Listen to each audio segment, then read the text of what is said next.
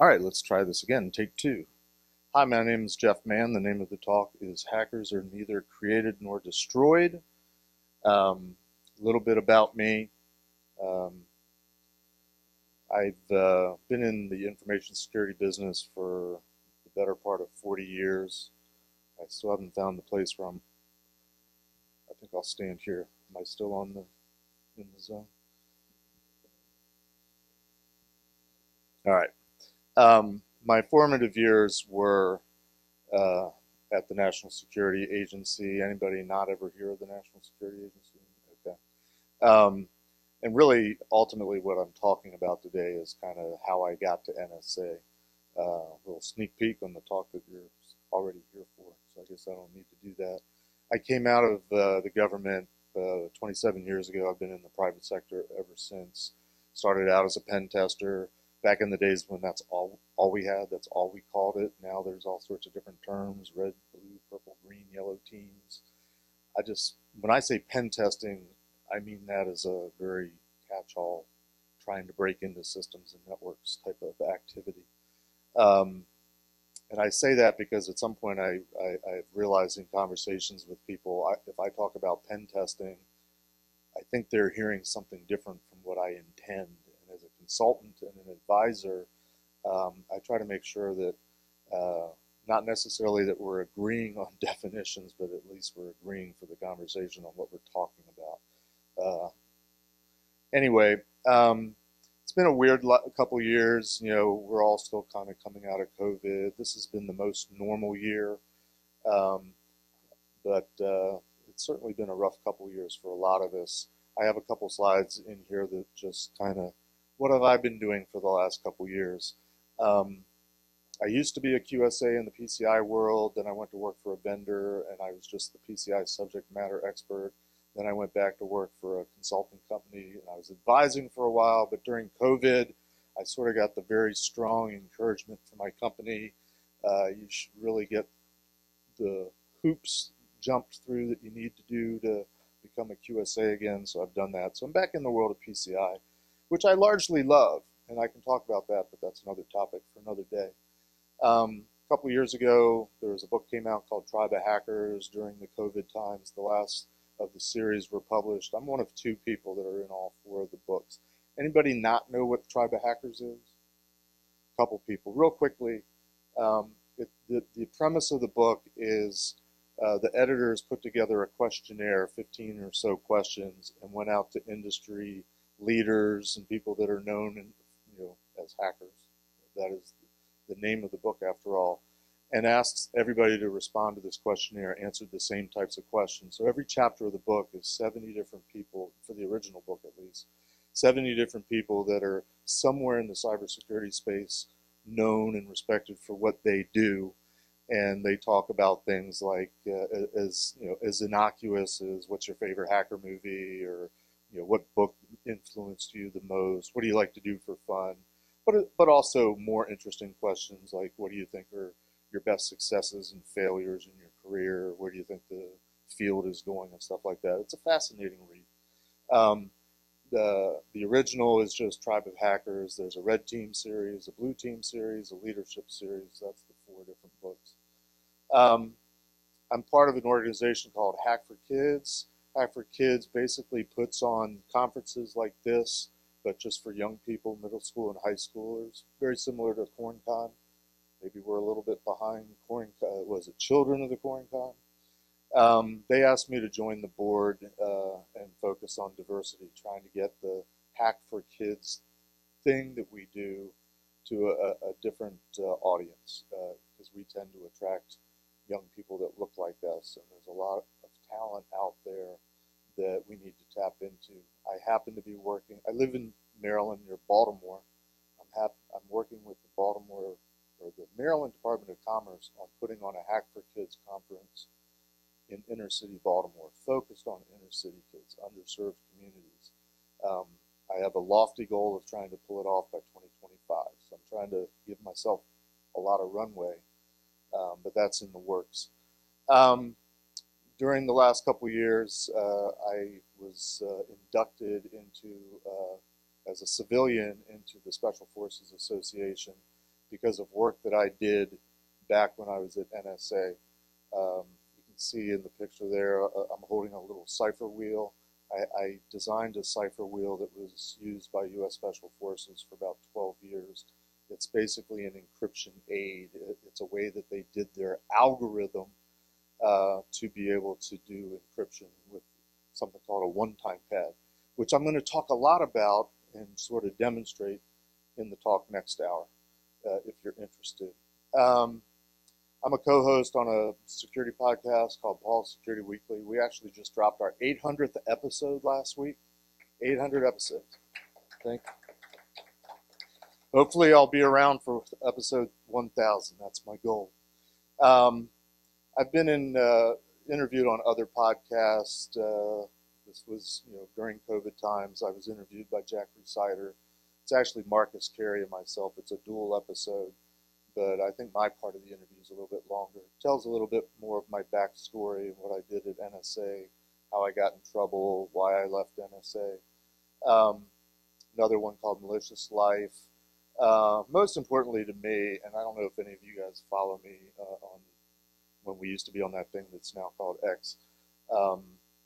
December of 2021, my oldest granddaughter was diagnosed with stage 4 Hodgkin's lymphoma. So we spent most of 22 doing radiation and chemotherapy and her being immunocompromised. The great news is she's been cancer-free now for 18 months. She gets tested every 6 months. That deserves applause. She just started high school, and we've been keeping her out of high school because she was immunocompromised. Didn't want her to start school mid-year, so she was homeschooled the last year. She started 9th grade just 2 months ago. A month ago, I don't even know what day it is. She's loving it. She's got boys calling her. I took her to her first football game. It was really weird for me because even the parents in the stands were like kids. So I'm realizing more and more I'm old. But the good news is she's having a lot of fun. Also during sort of the weird times, I was asked to join this group called Hacking is Not a Crime. Has anybody heard of this group, part of it? This is where I started going with this talk initially. Was I became an advocate for this group, and they want you to go out and promote the idea that hacker or hacking is not a bad term. Bad guys are not hackers. Bad guys are criminals and stuff like that. But it also got me thinking about, this is all their stuff. I'm going to go real quickly through that. They have a website. You can go find this. But they have a mission statement. They have sort of a manifesto. But it got me thinking about, I go to a lot of conferences, especially in the before times, and have a lot of people come up to me and say, hey, I want to do this. I want to do that. I want to be a pen tester. I want to be a red teamer. I want to be a hacker, that type of thing. Let's just go through this. This is not about hacking. It's not a crime. Basically, there's terms that you should use that are better than the ones that we've historically used, which is mostly our marketing departments and the media and so on and so forth. I really want to skip through all this stuff. Maybe I won't because there's a lot of slides. The idea of hacking is not a crime. I'll spend a few minutes on this since I got so many slides on it. The media portrays hackers as bad guys. They're the ones that are doing all the breaking in and all the stealing and all the denial of service and all the ransomware attacks. But there's a large number of us out there that are doing the hacking stuff for the good, and we don't like it that we're always categorized as bad guys. And I imagine many of you probably fall into that category. But the media, Hollywood has a take on what a hacker is like, both male and female, and everything in between. Out of curiosity, I need to come up with a new list of movies.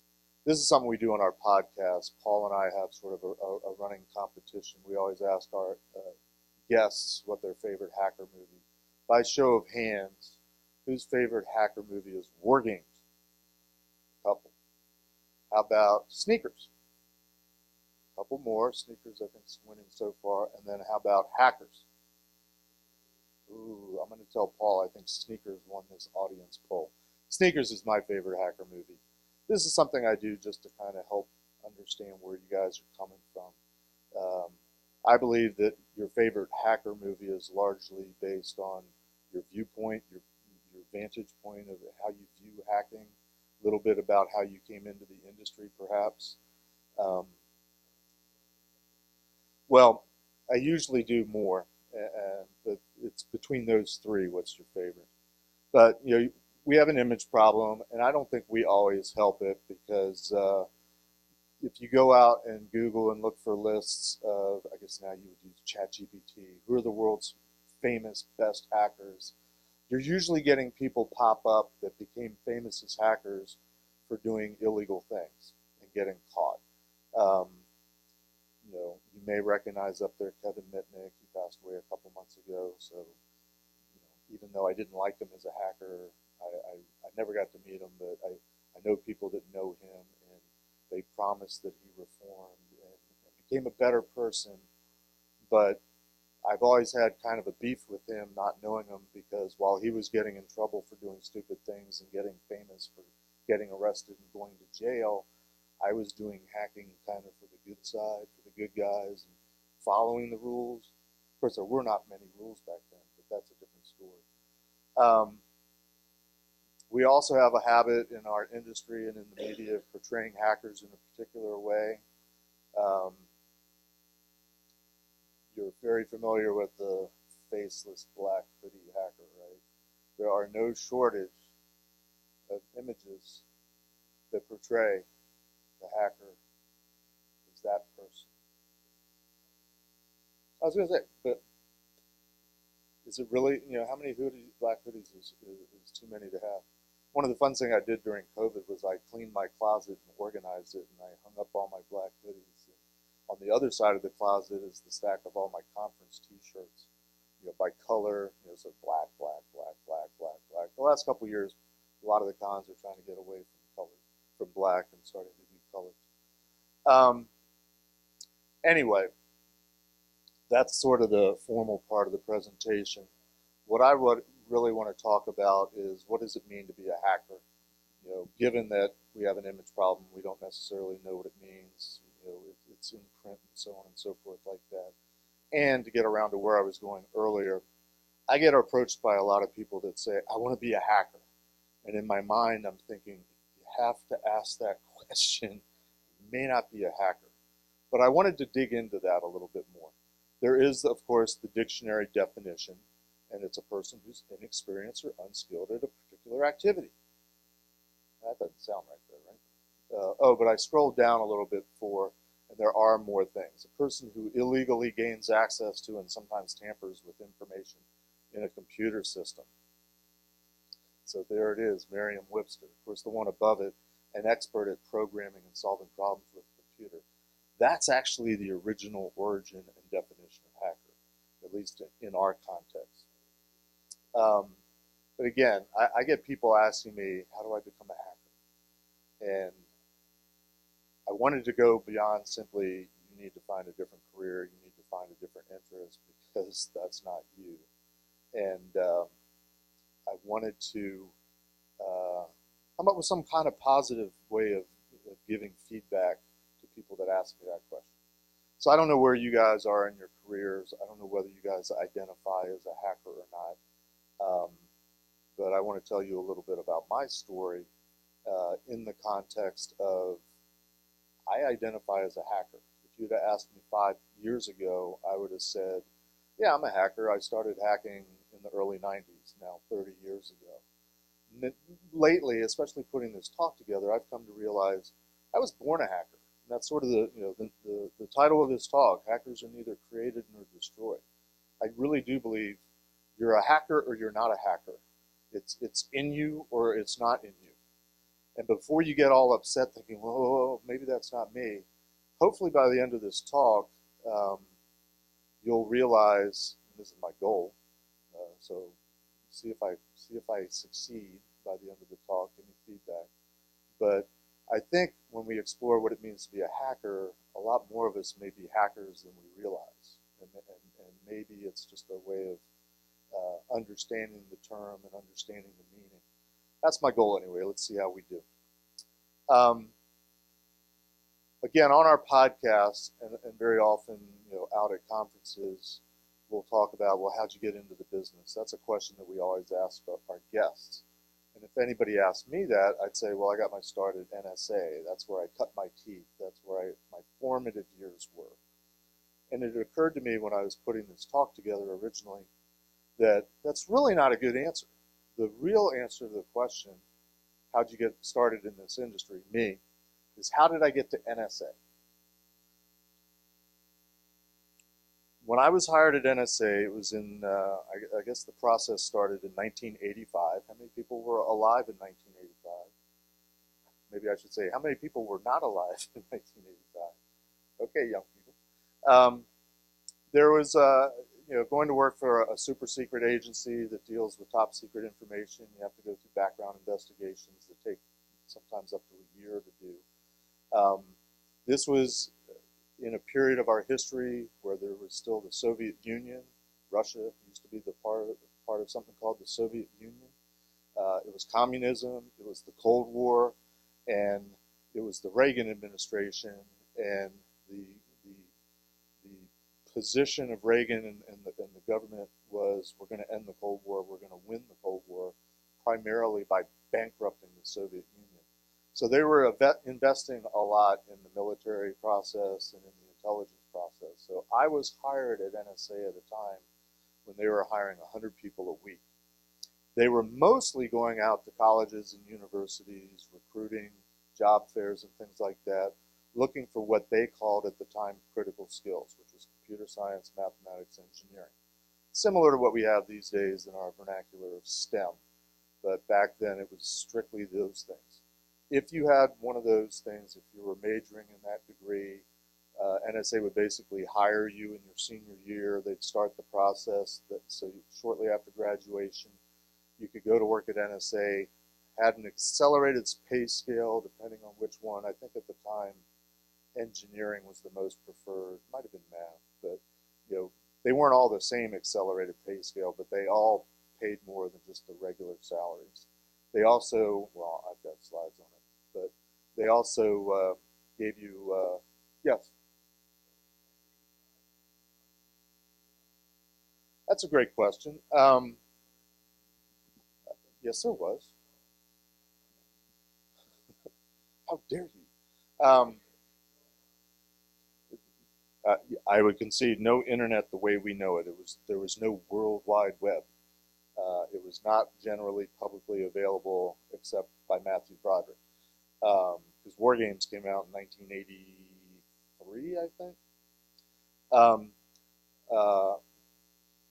Long story short, my dad was a physicist. He went to work for Naval Research Laboratory in the early 50s, and they were doing testing and analysis of what became the first hydrogen bombs. He tells a story, used to tell a story that he was on a ship in the South Pacific and got to witness the detonation of the first hydrogen device, a little atoll called Eniwetok. He was there to watch that. So that got us into the DC area. My dad was a brilliant man, didn't like to have bosses. He had issues. I have daddy issues. He didn't stay with the government forever. He went out into private business and was not terribly successful. So at some point, my mom had to go to work. She went to work for a naval installation called Naval Surface Weapons Center, which was just 15 minutes away from where we were growing up. And she was in personnel. She was a secretary, but she was working in human resources. She had a friend whose daughter was I think a computer scientist, and had gotten heard about NSA and had gotten a job there. And mom being mom, I was a recent college graduate. I was looking for my career position. I was actually working as sort of a temporary arrangement at this naval base facility. But my mom encouraged me that, hey, there's this thing called NSA, which I grew up in Maryland, I'd never heard of. She said, you should apply to it. So I filled out the government whatever form and sent it in by mail and waited a couple weeks and got a response. And I'll be telling more about that in the next couple slides. But basically, the short answer to your question is my mom had me apply. So the recruitment process for most of us, again, the critical skills sort of fast track a lot of this. But I was invited to Fort Meade, which is where NSA is located, for a couple days of testing, physical exams, all this kind of stuff. I learned over time as an employee there that NSA looked for a particular, they like to find particular types of people, in all the years of them analyzing who make the best. And they're hiring initially people that are doing cryptography, because the original mission of NSA is to try to intercept and capture and read all the communications of everybody else in the world. We'll leave it at that. One of the things that I learned is that they tended to like people that had liberal arts degrees from liberal arts colleges. There's the classical liberal arts discipline, which basically means you get exposed to a lot. You don't just focus and isolate on one particular discipline and do that. You get exposed to everything because it all works together and bleeds together, and it either teaches you or brings out the fact that you're a more well-rounded person and have a different or broader view of the world. I'm sorry? Back in the 1500s or wherever when this thing was drawn up, yes. Matt. I copied that from the web, don't question it. You had to do polygraphs. Has anybody ever had to do a polygraph? Okay, so it's not anything like you see on TV. It's really very boring, but also some very nerve-wracking because, oh my God, they're asking you to tell the truth for everything. But you had to go through that kind of process. The tests were very interesting because I forget how many tests there were, but it was over a course of 2 days. My favorite test was a test would show you a geometric shape, two-dimensional drawing, and they would simply ask you, what does this object look like from behind? Or what does this object look like from below? And I thought, oh, that's fun. It's a puzzle, so I did it. Apparently not everybody can do that. And no judgment if you can or can't. One of the other tests that I remember was in these days, communications were largely being broadcast over various sound wave frequencies, radio frequencies. So you would intercept this and write it down somehow, transcribe it, and have to interpret it. So one of the tests was a whole bunch of communications traffic that was from a perceived enemy, fictitious, communicating to all their troops and different various levels of their armed forces. And you were simply trying to figure out, based on what you were seeing in the communications traffic, without reading the messages, what could you tell from the headers? Very much like a TCP/IP packet, a to and from, a destination and source type of address, which would be a code or a token or something like that. And you had to figure out, well, who seems to be the headquarters? Who seems to be doing all the talking and not any listening? Who seems to be sending out the most messages? And can you tell the chain of command based on who's sending and who's receiving, and then vice versa? Another test was an artificial language, just a made-up language, and could you tell just by reading a bunch of stuff that you couldn't read, could you tell parts of speech? Could you tell proper nouns? Could you just kind of figure out anything from just the formation of the words and the repetition of words, the patterns? What impressed me looking back on this, especially putting this talk together, is that, and I have a lot of issues with NSA, but one thing that they did really well apparently was be able to find people that had the aptitude and the knack for doing things related to cryptography. I would like to capture that somehow. We talk sometimes about there being a shortage of people with our skills in this industry, but we tend to always look for people coming out of technology disciplines, the STEM disciplines. And where I'm getting at with this talk is perhaps we should look elsewhere, and perhaps we should learn how to look for other indicators rather than just they have a particular degree. I scored well in the test. I still have a dot matrix printout of my results. It's hard to see, but on a scale of 1 to 9, I got mostly 7, 8s, and 9s, and maybe 1 6. So that apparently was very good scores, so NSA offered me a job. I didn't have an assignment. They just offered me a job, and I went to work for them. They had I still have a copy of this. Basically, every job description code that at the time existed at NSA, they had it broken down by what kind of score you needed in which of the particular tests to see if you would qualify for it. It was called CQB. I don't remember what the C stands for, but it was like something qualification battery. Is it career? Thank you. The military has something similar to it, right? And others? Okay. I think we need to adapt this, by the way, for our community. Are you stretching or do you have a question? Okay, stop that. I've been speaking for a lot of years at CornCon in 2016, Grand Rapids. I gave a talk that kind of talked about the first couple of years of what I did at NSA as a cryptographer. Real quick highlights, because we were beginning at the internet computing age and trying to figure out how to use technology more. NSA at the time built little black boxes. They were responsible for all the encrypted communications and messaging that happened in the military and the government and anybody related and involved with it. But it was all little black boxes built by these computer scientists, engineers, and mathematicians. I had a customer that simply said, hey, we use this one-time pad, and we're getting messages from people, let's say, in the field that are very lengthy, and it takes us hours to do this character-by-character encryption and decryption. But there's this PC sitting on our desk. Is there any way we can use it? I'm like, yeah, we should be able to do that. So I became essentially a project manager and figured out how to push through getting the key that was printed on paper, also produced on floppy disk, found somebody that could write a computer program that would do the encryption and decryption process and securely delete the page of key off the floppy disk. Revolutionary, had never been done before. I had to go through an engineering hardware design process to produce a software-based system, but I did it. Looking back on it, this was my first and probably most important hack.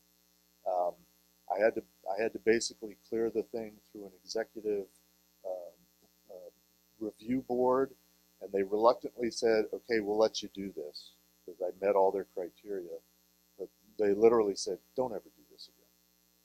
But to my knowledge, and I'm in touch with a lot of my peers in an alumni mailing list group, this was the first software-based encryption that NSA produced. And it was just half technology, half paper in the field, but for the guy in the office that was in a SCIF, in a controlled, secure area, he got to use a computer to do the encryption and decryption. The other thing I did, this little wheel that got me into Special Forces Association, was just something that I initially made for me. It was a way to automate a manual process of looking up letters on a table called a Visionaire square, or a Visionaire table. I did it for me. They loved it. We made 15,000 of them, and now I'm a member of Special Forces Association, Alumni Association. Later on in my career, the internet was becoming more a thing as we know it. I was in an office that was doing fielded systems evaluations. We were looking at the systems that NSA produced, which were the best in the world, but we were looking at them the way they were being used and implemented in the field, because some brilliant person realized the way that NSA often exploits and reads the message traffic of our enemy is because we take advantage of the fact that they don't use it correctly. They don't change default settings. They don't, like a one-time pad. It's perfect encryption and unsolvable, unbreakable if you use it once, one time. But if you use it for a day, if you use it for a week, and you do multiple messages with it, you introduce vulnerabilities. Bypasses of the equipment. Oh, I can get my message out and I don't have to plug it into that little black box. I can just plug it right into the transmitter. stuff like that. So a lot of implementations. That was when the internet was becoming a thing. Part of that office was looking at what was called at the time distributed or network systems. So a small group of us decided, hey, let's learn how to hack. Let's learn how to break into things. Let's become computer hackers, like that movie War Games or like that movie Sneaker. There was a book that came out a couple years ago called Dark Territory. Chapter 4 is called Eligible Receiver. Eligible Receiver 97 was the first joint hack or penetration test of the armed forces. It happened in, as you might guess, 1997. In that chapter, there's a paragraph that talks about during its most sensitive drills, the red team worked out of a chamber called the Pit, which was so secret that few people at NSA knew it existed, and even they couldn't enter without first passing through 2 combination locked doors. I was a member of the Pit. The Pit was this small group of guys that decided to be computer hackers, network hackers, and learn how to do penetration testing. We were reorganized, we were moved into an office, and we decided to nickname our office the Pit. How we got from there in the early 90s to that, I still don't know to this day. But I am one of the original members of the Pit, which is in the folklore known as the first NSA Red Team. Question? Dark Territory, Frank Kaplan with a K.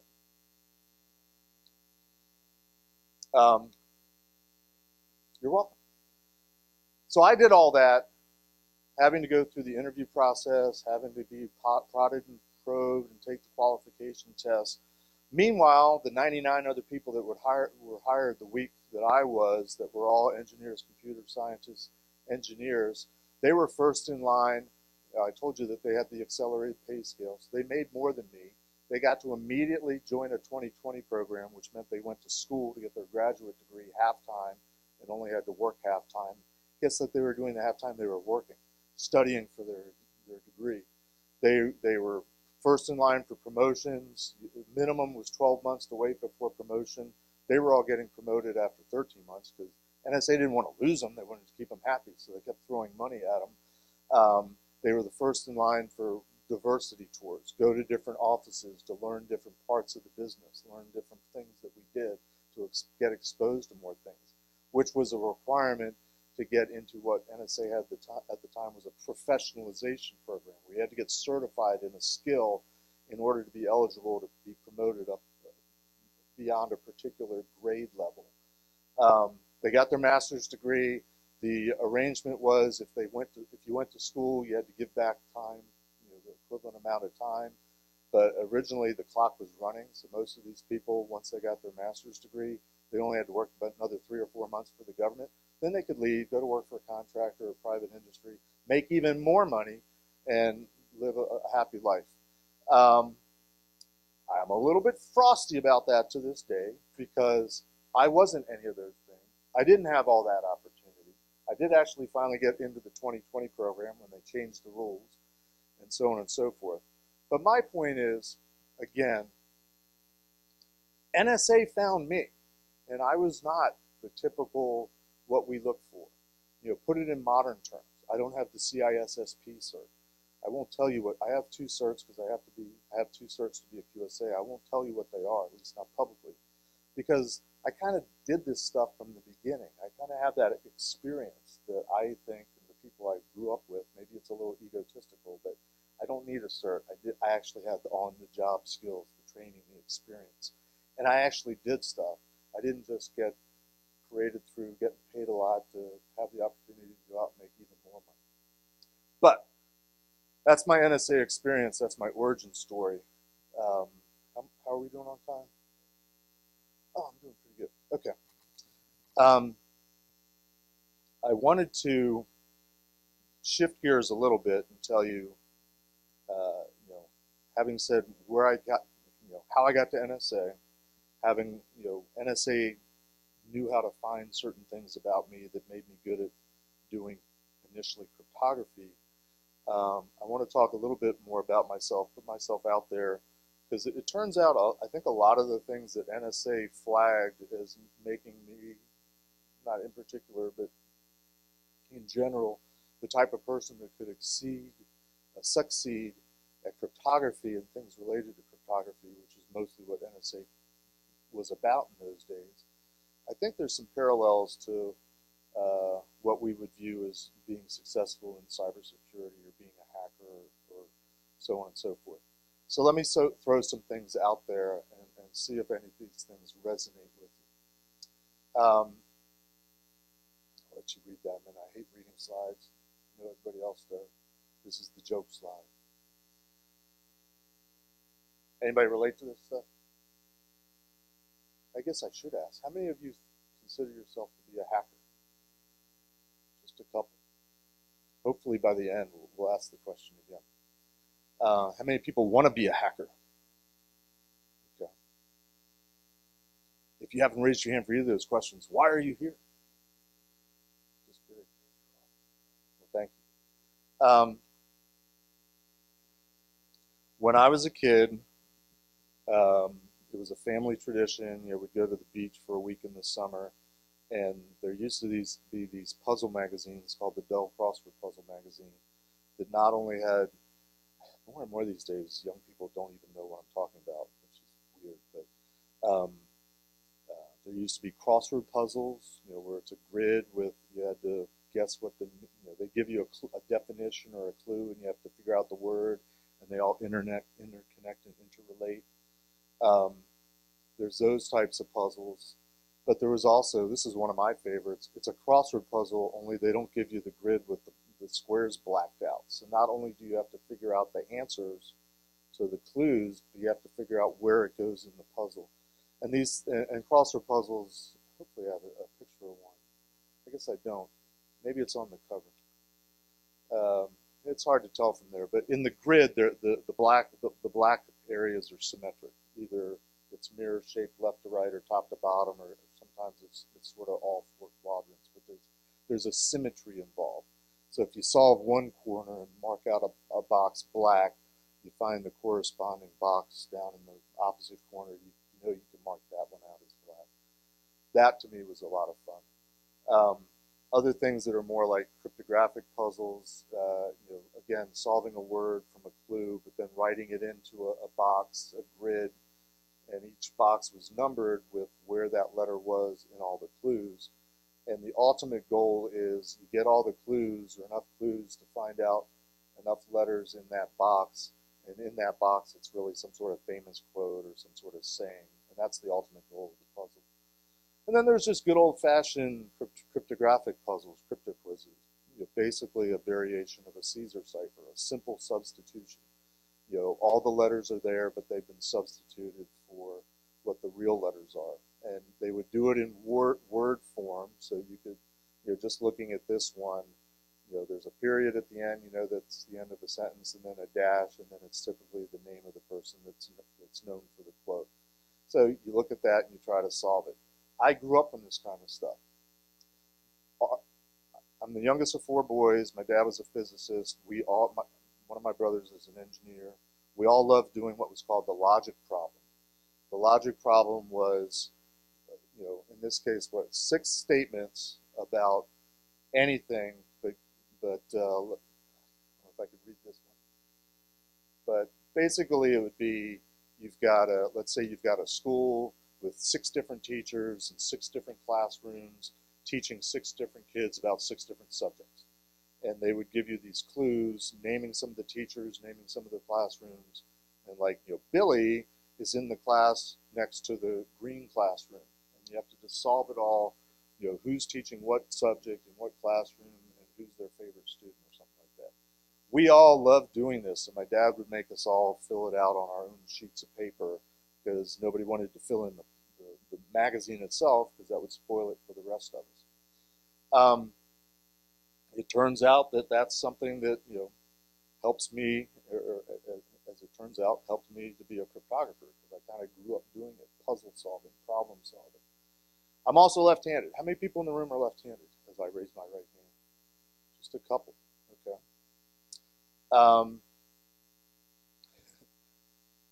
When I was in kindergarten, one of the big attractions of going to first grade and becoming a full-time student, in those days kindergarten was only half a day, and in those days schools were well funded and they would provide students with supplies. But first grade was the promise of a school box, and you would get pencils, and note cards, and an eraser, and a pencil sharpener, and the coveted scissors. So I got to first grade, and everybody was getting these nice, shiny, pointy scissors, and I got this little stupid thing on the left side that was rusty, it was blunt, it was loose, and I'm like, why am I getting these blunt scissors? Because I'm left-handed, I'm more likely to put my eye out. It wasn't until many years later that I actually found, maybe it was in high school, that they started coming out with the pointy lefty scissors. But look at them, the word's upside down. Why? Because right-handed people don't know how to deal with left-handed people, and I do have issues with that. My kids at some point did find me actual left-handed scissors. If you've ever left-handed people are nodding their heads. Right-handed people have no idea, but scissors are right-handed. Most things. Is there? Yeah, I never. I have to look that up then. Power tools. I cut the lawn. I have a weed trimmer, and for years I've been slicing up my legs with all the debris that gets kicked up, and all of a sudden one day, too many years after I should have figured it out, I thought, I wonder if I should try holding the trimmer right-handed instead of left-handed. And lo and behold, everything's kicking away from me. Firearms, especially bolt-action things, not good for left-handed people. Firearms that eject the shells, they tend to eject them away from you if you're right-handed.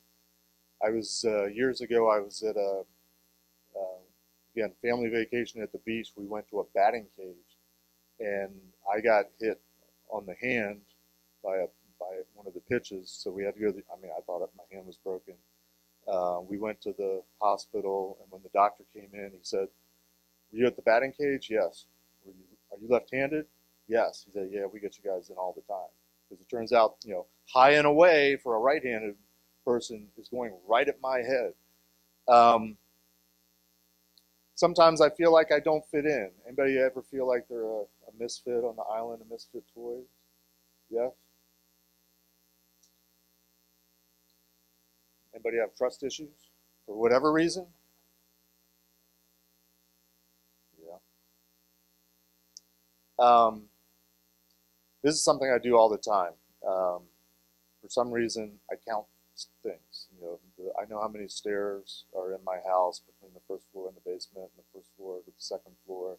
And a lot of times, I'm the last one up at night, so it's dark, and I don't want to turn lights on. So for me, it's convenient to count the steps because I know when I'm at the top step and I don't trip over everything. But even out on the highway, I'll just be driving along and just start arbitrarily counting the lines on the road, which is weird because I don't know when to stop. Like, okay, I'm just counting them now. What should be my goal? What should be my target? And sometimes I'll like, okay, I see an overpass up ahead. I'll count them up to that point for no good reason. Anybody have any weird, quirky tendencies like that? Thank you for admitting it.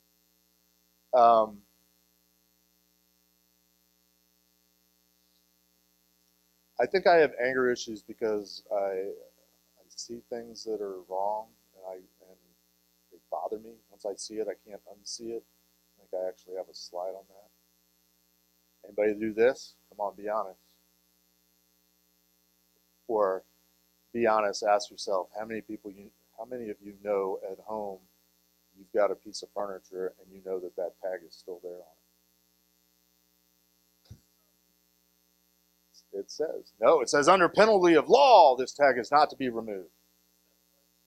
What's a consumer? Oh, okay. Well, I just always take the tag off more because well, it depends on your perspective. Just don't tell me what to do. A lot of people in this industry that are really good at hacking tend to be musical. How many people are musical in any way, shape, or form? It's probably our biggest group yet. This is actually a picture of me. My older brothers went to the New York World's Fair, and I want to say it's like 64, 65. I was too young to go, but they brought me home the stupid hat. I mean, you can Google these hats; they're available. You know, they're like collector's items. And I mentioned I was left-handed. I didn't know how to play the ukulele, but I was holding it left-handed. This is probably the biggest thing. I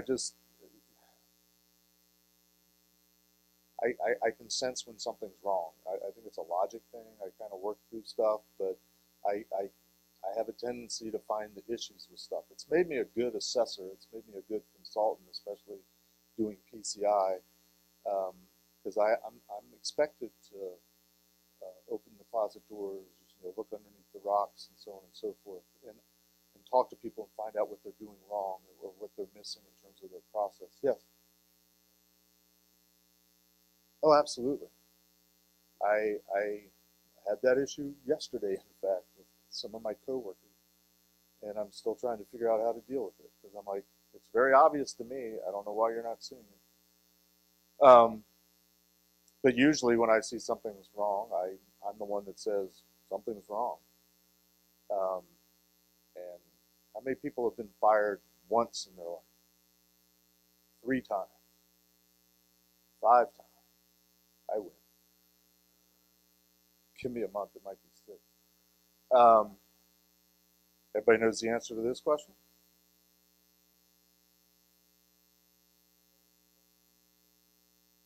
Yeah. Anything else I've missed? What are some things, if you think you're like, if this is resonating with you, are there other things that you're willing to say, well, what about this? Anybody want to share something? I'm sorry? Aggressive hyperfocus. Anyone? What does that mean? Can you expound on that a little bit?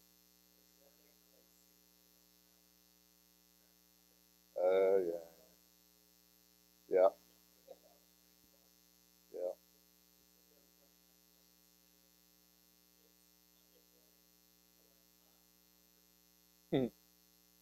I need to be at work in an hour.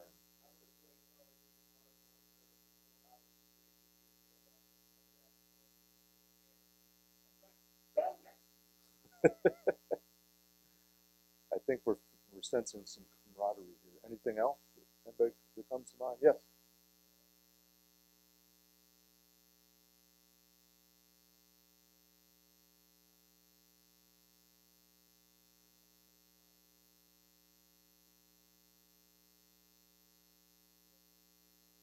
Okay. So interdisciplinary, being able to draw things from other, not necessarily apparently relevant disciplines or something like that. I think that kind of ties into the idea of liberal arts, just to be well-rounded and be able to do something like that. Yeah. Anything else? Yes. Oh, 10 minutes? Okay. I think we're doing all right. All right. That's a good one. Just, just, yep. Constant curiosity, interested in whatever it is, how things work. The sign says don't push the button. What happens if you do? I was sitting out. How many people went to the rooftop last night? I was out there and I was sitting, you know, freezing in one of the little fire things, and on the edge it said "Caution, hot surface." What did I do? Touched it. Of course you did. I'm like, how hot is it? I'm not the only one that does that, and that makes me feel better. I'm going to skip this because I forgot to delete it from another talk. Um, it sounds like, you know, from our interaction that most of us are sort of resonating with this. So I hope this is helpful for you guys to realize, yeah, I'm in the right place. I'm doing the right thing. You're certainly in good company. We don't all share the same characteristics, but we've shared a lot of them. And to me, that's really the essence of what a hacker is. And I should have a slide about curiosity. Um, Darn it, now I'm a failure. Um, Perfectionism. Anybody deal with that? If it's, I got over that a long time ago. I have very low expectations about anything, and then I'm never disappointed. And I drink a lot.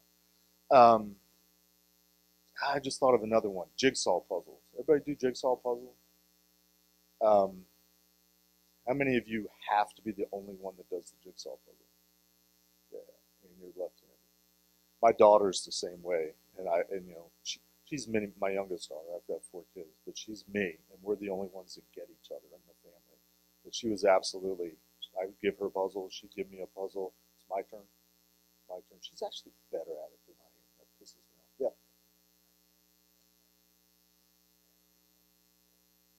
Yeah. Okay. So you've learned to compromise. But do you secretly go back later when it's done and do it yourself? In your head. Okay.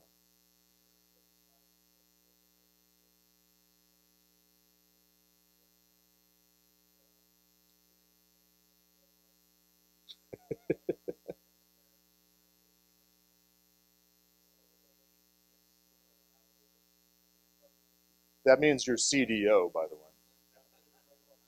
OCD in alphabetical order. Knock, knock. Control freak. Now you say control freak.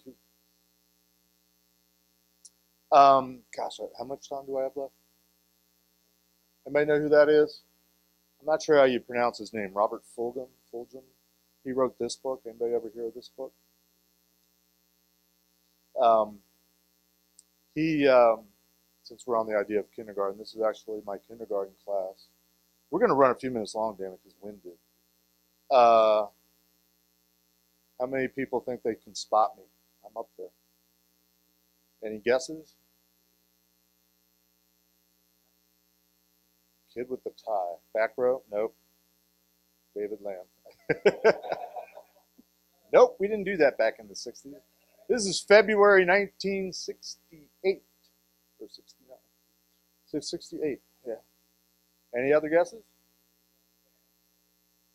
Nope. Nope. If I give up, big reveal. Wasn't that cool? I had older brothers, so I had the comb in my pocket. I had a little swoopy hair. Because my brothers, when I was in kindergarten, were in high school. My oldest brother graduated in 1968.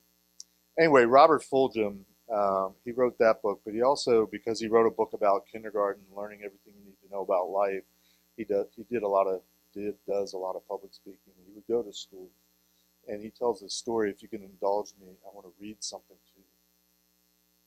Yep. I'm at the right spot. Now, if I can get to it.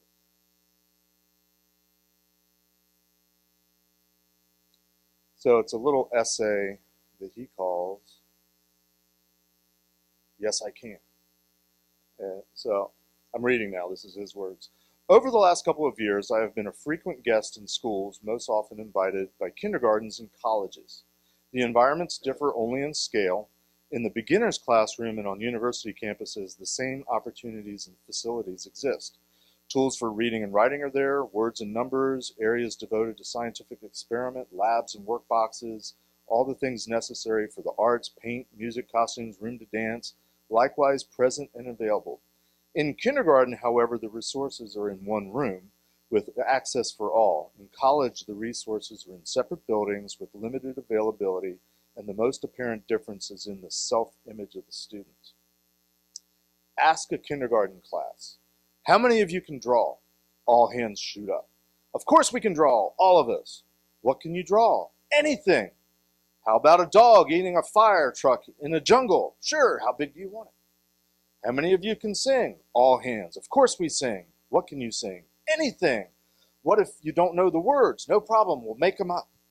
Let's sing now. Sure, why not? How many of you dance? Unanimous again. What kind of music do you like to dance to?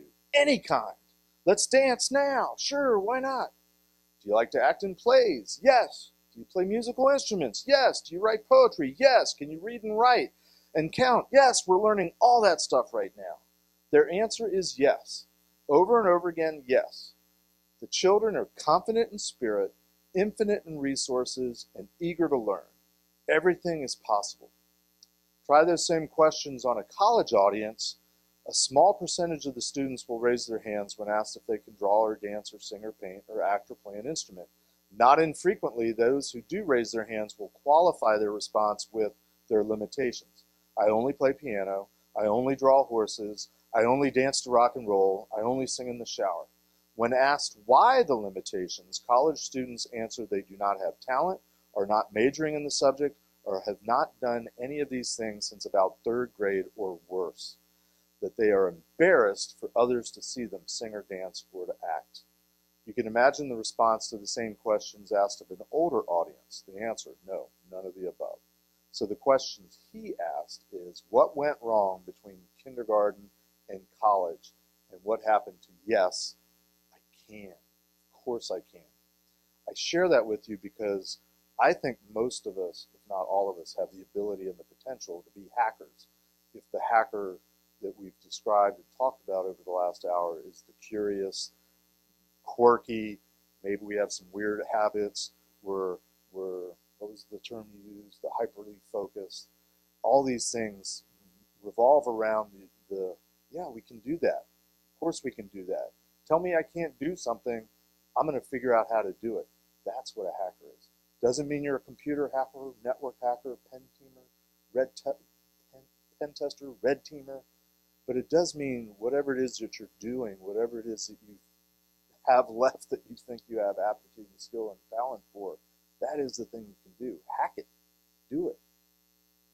Make sense? Of course it's not working. And I'm almost done.